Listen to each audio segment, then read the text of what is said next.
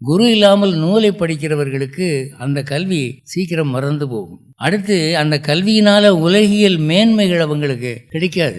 ஒருத்தன் படிக்கிறான், எம்ஏ படிக்கிறான்னா வேலை கிடைக்காது. ஒரு சங்கீதம் படிக்கிறான்னா அவனை கச்சேரி கூப்பிட மாட்டாங்க. அந்த குரு பக்தி இருக்கிறவன் தான் அந்த வாய்ப்பை பெறுகிறான். மதுரை சோமுன்னு கேள்விப்பட்டிருப்பீங்க, பிரபலமான ஒரு சங்கீத பாடகர். மருதமலை மாமணியே முருகையான்னு ஒரு பாட்டு பாடியிருக்கார். அவர் மதுரையில், நான் மதுரை தான் பிறந்து வளர்ந்தது, மதுரையில் ஒரு கோயில் கட்டியிருக்கார், ராஜராஜேஸ்வரி கோயில். அந்த கோவிலுக்கு வருஷம் ஒரு தடவை ராத்திரியில் கச்சேரி வைப்பார். ராத்திரி 10 மணிக்கு ஆரம்பித்தார்னா விடிய காலம் 6 வரைக்கும் பாடுவார். அப்படி பாடிக்கிட்டு இருக்கிற போது அவர் மனோதர்மங்களில் இறங்குவார். ஆலாபனம் பண்ணும்போது அப்படியே ஒரு உச்ச ஸ்தாயிக்கு போய் சஞ்சாரம் பண்ணுவார். அப்படி பண்ணுற போது அவர் நினச்சதுக்கு மேலே ஒரு நல்ல ஒரு நிலைமையில் போய் அவர் ஒரு பிடிச்சிட்டாருன்னு வச்சுக்கோங்க.